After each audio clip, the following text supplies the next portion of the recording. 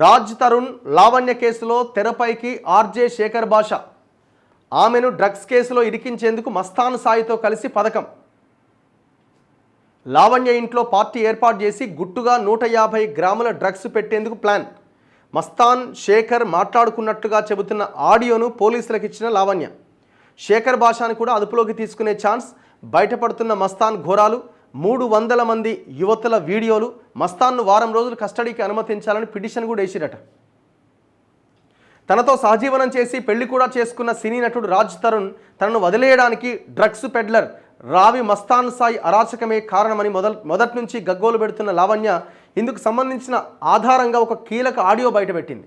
రాజ్ తరుణ్కు పరిచయస్తుడు Bigg Boss fame అయిన ఆర్జే శేఖర్ భాష సహకారంతో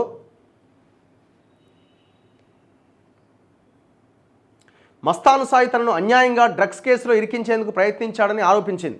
తన ఇంట్లో పార్టీ ఏర్పాటు చేసి అక్కడ మత్తు పదార్థాలు దొరికేలా చేసేందుకు పథకం వేశారని ఆ ఫిర్యాదులో పేర్కొన్నది. దీనికి సంబంధించి మస్తాన్ సాయి, శేఖర్ భాష మాట్లాడుకున్నట్లుగా చెబుతున్న ఒక ఆడియో క్లిప్ పోలీసులకు అందజేసింది. యువతులు, వివాహితులకు డ్రగ్స్ అలవాటు చేసి ఆ మత్తులో ఉన్నవారిపైన ఎటుపోయింది ఇది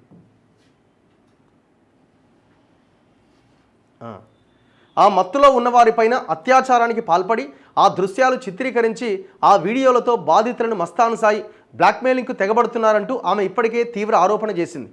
మస్తాన్ చేతిలో 100 మంది మహిళలు మోసపోయారని చెబుతూ దీనికి ఆధారంగా ఒక హార్డ్ డిస్క్ను సోమవారం ఆమె పోలీసులకు అందజేసింది.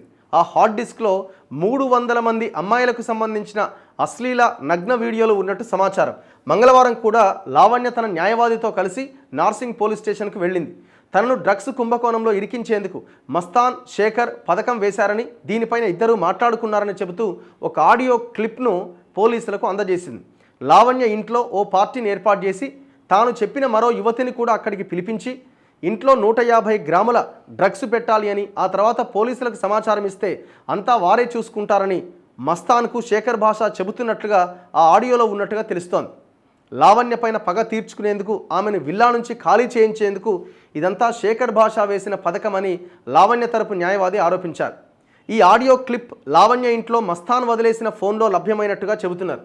అయితే లావణ్య ఇంట్లో పెట్టాల్సిన డ్రగ్స్ను వారు ఎక్కడి నుంచి తేవాలనుకున్నారు అనేది ఆసక్తికరంగా మారింది. లావణ్య ఫిర్యాదు మేరకు సోమవారమే మస్తాన్ సాయిని పోలీసులు అరెస్ట్ చేసి రిమాండ్కు తరలించారు. తాజాగా శేఖర్ భాష పైన ఆరోపణలు రావడంతో అతన్ని కూడా అదుపులోకి తీసుకొని విచారించే అవకాశం ఉన్నది. లావణ్య అందజేసిన హార్డ్ డిస్క్కు సంబంధించి పోలీసులు ప్రాథమికంగా ఒక అంచనాకు వచ్చినట్టుగా సమాచారం. మస్తాన్ పథకం ప్రకారమే అమ్మాయిలను పార్టీలకు పిలిచి వారికి డ్రగ్స్ అలవాటు చేసి ఆ తర్వాత వారిపైన అత్యాచారం చేసి ఆ దృశ్యాలను వీడియోగా చిత్రీకరించి దాచుకున్నట్టుగా నిర్ధారించారు. అయితే డ్రగ్స్ కేసులో మస్తాన్ను విచారించాలని పోలీసులు భావిస్తున్నారు. మస్తాన్కు సినీ పరిశ్రమలో ఎవరితో సంబంధాలున్నాయి, అతడికి డ్రగ్స్ ఎక్కడి నుంచి అందుతున్నాయి తదితర విషయాల్లో దర్యాప్తు కోసం మస్తాన్ను వారం రోజులు పోలీస్ కస్టడీకి కోరుతూ పిటిషన్ వేశారు. అతన్ని కస్టడీలోకి తీసుకొని విచారిస్తే మరిన్ని నేరాలకు సంబంధించిన విషయాలు వెలుగులోకి వచ్చే అవకాశం ఉన్నట్టుగా చెబుతున్నారు. లావణ్య ఇంట్లోంచి ఆమె ల్యాప్టాప్ను పోలీసులు ఇప్పటికే స్వాధీనం చేసుకున్నారు. హార్డ్ డిస్క్ను, ల్యాప్టాప్ను, మస్తాన్ ఫోన్లోని ఆడియో సంభాషణలు ఫోరెన్సిక్ ల్యాబ్కు పంపించిరట. ఇగో ఉల్టా తానే చస్తాను అని బెదిరింపులు. పోలీసుల విచారణలో మస్తాన్ సాయి గురించి విస్తుపోయే అంశాలు వెలుగులోకి వచ్చాయి. యువతుల విషయంలో అతడు సైకోగా వ్యవహరించేవాడు. ప్రేమ, పెళ్లి పేరుతో కొందరిని డ్రగ్స్కు ఎరవేసి ఇంకొందరిని డబ్బు ఆశపెట్టి మరికొందరిని ఇలా ఎంతోమంది అమ్మాయిలని లోబర్చుకొని ఆ దృశ్యాలు రహస్య కెమెరాలతో చిత్రీకరించినట్టుగా తెలిసింది. బాధితులకు ఫోన్ చేసి అశ్లీల దృశ్యాలను పోర్న్ సైట్లో పెడతాను అంటూ బ్లాక్మెయిల్కు పాల్పడేవారని సమాచారం. ఈ క్రమంలో అమ్మాయిలతో తన ఫోన్ సంభాషణలు కూడా రికార్డ్ చేసుకొని హార్డ్ డిస్క్లో మస్తాన్ దాచుకునేవాడు. అయితే ఈ అశ్లీల వీడియోలను అడ్డం పెట్టుకొని ఆ బాధిత యువతులను బ్లాక్మెయిల్ చేసే మస్తాన్ సాయి వారిలో ఎవరైనా తనపై తిరగబడితే ఉల్టా వారినే బెదిరించేవాడు. తనకు వ్యతిరేకంగా బాధిత యువతుల్లో ఎవరైనా పోలీసులకు ఫిర్యాదు చేసేందుకు వెళ్తున్నారు అని తెలిస్తే వారికి అతడు వీడియో కాల్ చేసేవాడు. ఫిర్యాదు చేస్తే గనక తాను ఆత్మహత్య చేసుకుంటాను అని, అందుకు మీరే కారణమని రాసి మరీ చేస్తాను అని బాధితులను బెదిరించేవాడు. దీంతో అతడు చస్తే తమ పేర్లు బయటకు వచ్చి పరువు పోతుందనే భయంతో ఎంతోమంది బాధితులు ఫిర్యాదుకు వెనుకంజ వేసినట్టు సమాచారం. అయితే మస్తాన్ సాయి లాంటి సైకోలకు తక్షణమే శిక్ష పడాలని ఏపీ మహిళా కమిషన్ చైర్పర్సన్ నన్నపనేని రాజకుమారి పేర్కొన్నారు. ఇక్కడ ఖచ్చితంగా మరి ఇప్పుడు ఈ డ్రగ్స్ ఎక్కడి నుంచి వచ్చినాయి? ఇప్పుడు ఆమె ఇంట్లో ఇప్పుడు ఆడియో నిజమైతే, ఒకవేళ ఆడియో నిజమైతే ఆ డ్రగ్స్ ఎక్కడి నుంచి తెచ్చి ఆమె ఇంట్లో పెట్టాలనుకున్నది ఇక్కడ పాయింట్. దీన్ని ఛేదించాలి. డ్రగ్స్ అనగానే తెలంగాణ, హైదరాబాదే గుర్తొస్తుంది. ఇది ఒక కేంద్రంగా మారిపోయింది లాస్ట్ 10 years కాలంలో. దిశలో ఇంకో కథనం వచ్చింది. 1500 న్యూడ్ వీడియోలు మస్తాన్ సాయి వద్ద గుర్తించిన పోలీసులు. అందులో బీఆర్ఎస్ నేతలవి కూడా ఉన్నట్టు అనుమానం అట. ఇదెక్కడొల్లి. నిందితుడికి అండగా మాజీ మంత్రి పిఏ ఉన్నాడట. గత ప్రభుత్వంలోని 2 పెద్దలు ఉన్నారట. డ్రగ్స్ పంపిణీ వ్యవహారంలోనూ అతడి హస్తం ఉన్నదట.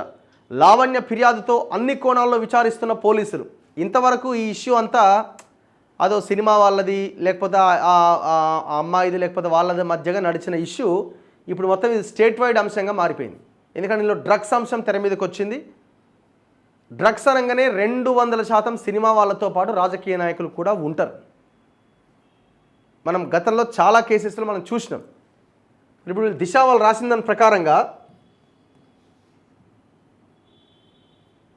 ఇక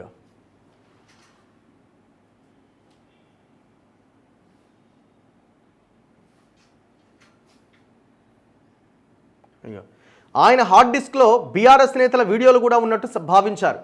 ఇప్పటికే మస్తాన్ సాయి దగ్గర సుమారు 1500కు పైగా న్యూడ్ వీడియోలు ఉన్నట్టు గుర్తించినట్టు సమాచారం. ఈ వీడియోలతోనే ఆయన పలువురిని బ్లాక్మెయిల్ చేసినట్టు పోలీసులు అనుమానిస్తున్నారు. గత ప్రభుత్వ హయాంలో 2 బడా నేతలు, ఓ మాజీ మంత్రి పిఏ అండ చూసుకొని ఇలాంటి నిర్వాకానికి ఒడిగట్టినట్టుగా తెలుస్తున్నది. 2021-22 ఏడాదిలో ఆయన దగ్గర వీడియోలు కుప్పలు తెప్పలుగా ఉన్నట్టు సమాచారం. డ్రగ్స్ సరఫరాలో కీలక పాత్ర. వరలక్ష్మి టిఫిన్ సెంటర్ కేంద్రంగా గత 5 ఏళ్ల నుంచి పలువురు రాజకీయ ప్రముఖులకు మస్తాన్ సాయి డ్రగ్స్ సరఫరా చేసినట్టు పోలీసులు అనుమానిస్తున్నారు. మస్తాన్ సాయి ఆత్మహత్య చేసుకుంటానంటూ యువతికి వీడియో కాల్ చేశాడని ఈ వీడియో నెట్టింట వైరల్ అవుతున్నది. ఇట్లా వ్యవహారం మరి ఇది పోలీసులు ఇన్వెస్టిగేషన్ చేస్తే తప్ప ఈ మొత్తం వ్యవహారం అంతా బయటకు వచ్చే అవకాశం లేదు. 200% డ్రగ్స్ అనగానే రాజకీయ నాయకులు ఉంటారు, సినిమా వాళ్ళు ఉంటారు. ఈ పొలిటికల్ లీడర్లు లేకుండా ముఖ్యంగా లాస్ట్ 5-10 years కాలంలో ఈ వ్యవస్థే లేదు. మరి ఇది మరి ఇన్వెస్టిగేట్ చేస్తారా, మధ్యలోనే ఎగిరిపోద్దా అన్నది మనం చూడాలి.